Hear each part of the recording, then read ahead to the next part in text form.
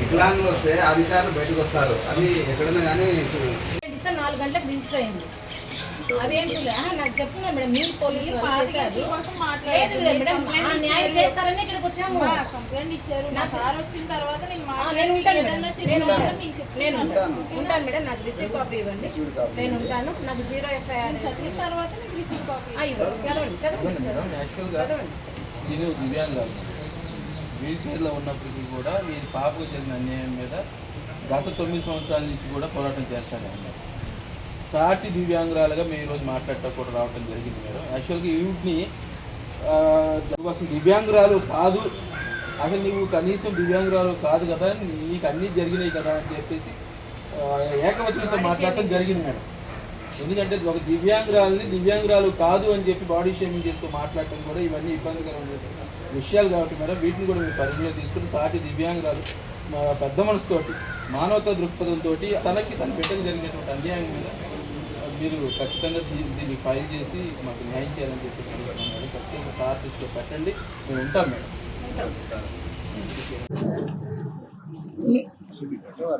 ఈరోజు గన్నవరం పోలీస్ స్టేషన్లో మరి నేను కంప్లైంట్ ఇవ్వడానికి వచ్చాను సార్.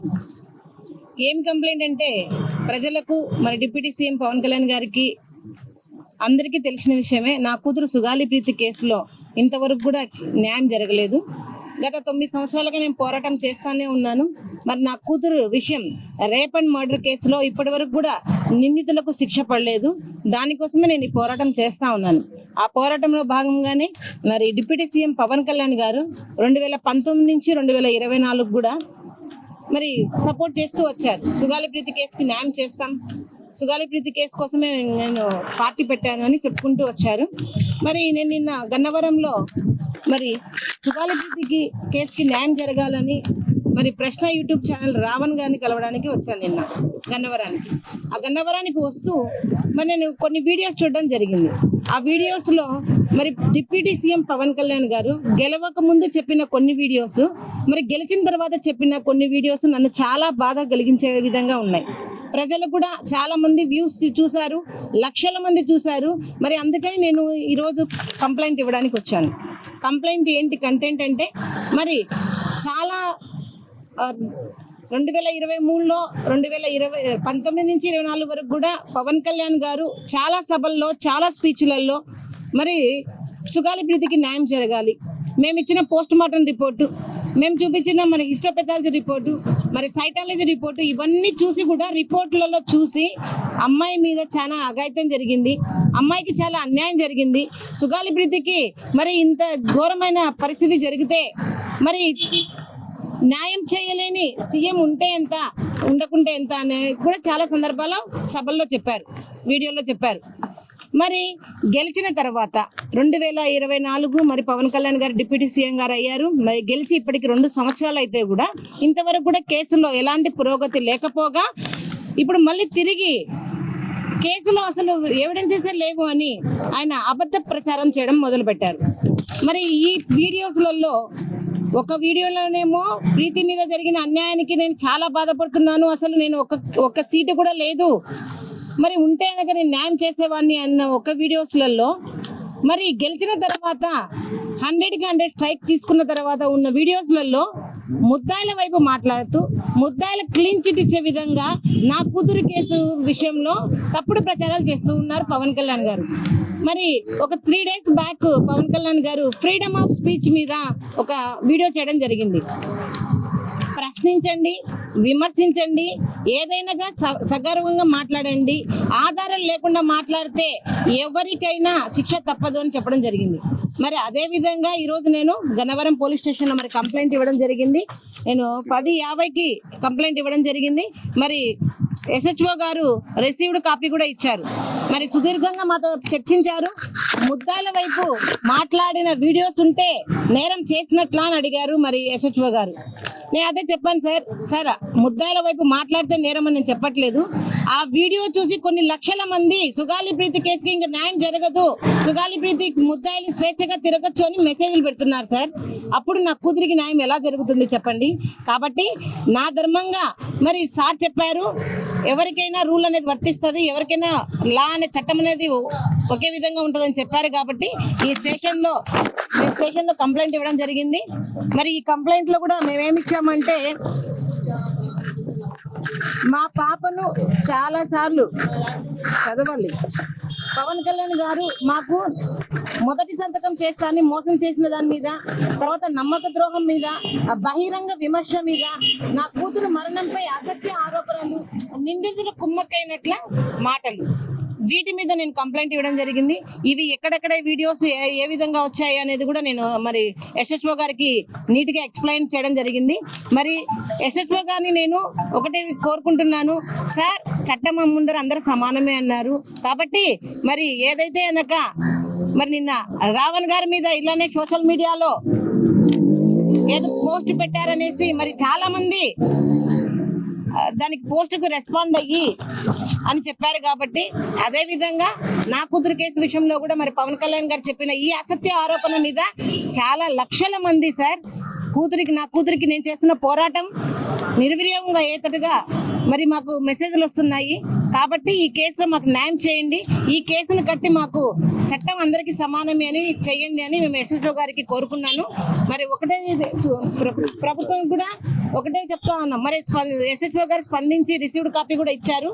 మరి FIR కడతారో లేదో మరి నాకైతే తెలియదు. నేను డిప్యూటీ సీఎం పవన్ కళ్యాణ్ గారి మీద కంప్లైంట్ ఇచ్చాను సార్. మరి మాకు ఆయన వీడియోస్ లోనే మాకు అన్యాయం జరుగుతుంది. ఒక వీడియోలోనేమో న్యాయం చేస్తా అన్న మాటలు, ఇంకొక వీడియోలోనేమో అసలు కేసుకి ఎలాంటి న్యాయం చేయలేనని చేతులు ఎత్తేసిన వీడియోస్. ఈ రెండిటికి నాకు నష్టం, నా కేసుకు నష్టం అవుతుంది. కాబట్టి నేను డిప్యూటీ సీఎం పవన్ కళ్యాణ్ గారి మీద ఈరోజు కేసు పెట్టడం జరిగింది. మరి సార్ నేను కోరుకునేది 10 సంవత్సరాల నుంచి కూడా ఒకటే సార్, ముద్దాయిలకు శిక్ష పడాలి. నా కట్టమంచి రామలింగారెడ్డి రెసిడెన్షియల్ స్కూల్లో నా కూతుర్ని చంపిన వాళ్ళకి శిక్ష పడాలి. ఇప్పుడు ఈ రోజు వచ్చేసి ఈ కంప్లైంట్ ఇవ్వడానికి కారణం ఇంకొక విషయం కూడా, ఆధారాలు లేకుండా ఏం మాట్లాడద్దు అని పవన్ కళ్యాణ్ గారు డిప్యూటీ సీఎం పవన్ కళ్యాణ్ గారు చెప్పడం జరిగింది. మరి ఏ ఆధారాలు ఉన్నాయని ఒక వీడియోలోనేమో పోస్ట్ మార్టం రిపోర్టు అవన్నీ చూసి మీరు ఈ అమ్మాయి మీద అఘాయిత్యం జరిగింది అని చెప్పడం జరిగింది విత్ ఎవిడెన్స్ తో సహా. మళ్ళీ గెలిచిన తర్వాత మీరు చెప్తున్న వీడియోస్లలో ఏ ఆధారాలు పెట్టుకొని నా కూతురు సుగాలి ప్రీతి మీద అసత్య ఆరోపణలు చేస్తున్నారు చెప్పాలి పవన్ కళ్యాణ్ గారు. ఎవరు మీకు ఆర్డర్ ఇచ్చారు, లేకపోతే ఎవరు మీకు ఇన్వెస్టిగేషన్ చేసి మీకు రిపోర్ట్ ఇచ్చారో పవన్ కళ్యాణ్ గారు చెప్పాలి. అవి ఏవి చేయకుండా చూపకుండా ఈ 2 సంవత్సరాల్లో సార్, ఈ 2 సంవత్సరాల్లో పవన్ కళ్యాణ్ గారు గెలిచిన తర్వాత, కూటమి ప్రభుత్వం గెలిచిన తర్వాత సుగాలి ప్రీతి కేసులో ఒక్క అడుగు కూడా ముందుకు వెళ్ళలేదు, ఒక్క ఇన్వెస్టిగేషన్ కూడా జరగలేదు. ఇంత బర్నింగ్ కేసులు ఉంటే కూడా ప్రభుత్వం అంతా అబద్ధపు కేసుల మీద పరిగెడుతున్నారు. కానీ నా కూతుర్ని చంపేసిన వాళ్ళ మీద పరిగెడుతుంటే నాకు న్యాయం జరిగేది. అందుకే ఈ రోజు నాకు న్యాయం చేయండి అని సభూకంగా ప్రభుత్వాన్ని కోరుకుంటున్నాను, SHO గారిని కూడా కోరుకుంటున్నాను. అసలు గన్నవరంలో పెట్టడానికి గల కారణం ఏంటంటే, నేను గన్నవరం వచ్చినప్పుడు పోలీస్ స్టేషన్ దగ్గర పక్కన కోర్టు దగ్గర ఉన్నప్పుడు ఈ వీడియోస్ చూడడం జరిగింది. ఆ వీడియోస్ చూసి చాలా మంది కూడా నాకు మెసేజ్ చేయడం జరిగింది, అమ్మా మీకు ఇలా చెప్తున్నారు కదా మరి పవన్ కళ్యాణ్ గారు, ఒకప్పుడు న్యాయం చేస్తా అన్నారు, ఇప్పుడు న్యాయం చేయడానికి ఏమీ లేదంటున్నారని చెప్పడం వల్ల నా కూతురు కేసు ఏమైపోతుందో అని మరి గన్నవరం పోలీస్ స్టేషన్ దగ్గర చూశాను. కాబట్టి గన్నవరం SHO గారికి నేను కంప్లైంట్ ఇవ్వడం జరిగింది. సార్ వస్తాయి సార్, అవన్నీ ఏ కాల్స్ వచ్చినా ఏది వచ్చినా అలా భయపడేదాన్ని అంటే కనుక ఇంతవరకు ఇంత పోరాటం చేయాల్సిన అవసరం లేదు. ఇంకొకటి సార్ చెప్తున్నాను, పవన్ కళ్యాణ్ గారు ఒక 2 రోజుల్లో మళ్ళీ ఒక స్పీచ్ ఇస్తారు. నేను ఎదుర్కోలేను, ఈ కేసును మీరే ఎదుర్కోండి, ఆ తల్లి మీద ఏమైనా చేయండి అని ఆయననే పిలిపిస్తారు సార్. ప్రతిసారి నేను ప్రశ్నించిన ప్రతిసారి కూడా ఇది అలాగే జరుగుతూ ఉంది. ఆయన ఒక ప్రెస్ మీట్ పెడతారు, వాళ్ళందరూ ఉసుగొలుపుతారు, అలాగే చేస్తారు సార్ ఇప్పుడు కూడా. అయితే ఎవరైతే నన్ను విమర్శించాలనుకుంటున్నారో, ఎవరైతే కనుక నా మీద దాడులు చేయాలనుకుంటున్నారో వాళ్ళకి ఒక విజ్ఞప్తి సార్. ఫస్ట్ సుగాలి ప్రీతి కేసుకి న్యాయం చేస్తే ఈ పార్వతి రోడ్ల మీద ఎక్కదు, ఈ పార్వతి మిమ్మల్ని ఏం అడగదు. ఫస్ట్ న్యాయం చేయండి. న్యాయం చేసిన తర్వాత మేము అసలు మీ రోడ్ల మీద కాదు కదా, మీకు కనిపించాం. నా కూతురికి న్యాయం జరగడమే కదా సార్ నాకు కావాల్సింది. న్యాయం చేయండి. న్యాయం చేసిన తర్వాత ఏదైనా మాట్లాడండి.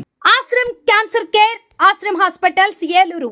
సంయుక్త పశ్చిమ గోదావరి జిల్లాలోని అత్యుత్తమ క్యాన్సర్ వైద్యం మన ఆశ్రమ్ క్యాన్సర్ కేర్ లో. సెంట్రల్ ఆంధ్రాలో తొలిసారిగా 6 డాఫ్ టెక్నాలజీ ద్వారా రేడియోథెరపీ ట్రీట్మెంట్స్ అందిస్తున్న మన Ashram cancer care breast cancer, గర్భాశయ ముఖద్వార క్యాన్సర్, జీర్ణాశయ క్యాన్సర్, బ్రెయిన్ క్యాన్సర్, నోటి క్యాన్సర్, గొంతు క్యాన్సర్, ఊపిరితిత్తుల క్యాన్సర్, బోన్ క్యాన్సర్, అండాశయ క్యాన్సర్, మూత్రకోశ క్యాన్సర్, ప్రొస్టేట్ క్యాన్సర్, చర్మ క్యాన్సర్, ఇలా క్యాన్సర్ వ్యాధి ఏదైనా చికిత్స ఆశ్రమ్ క్యాన్సర్ కేర్ లోనే.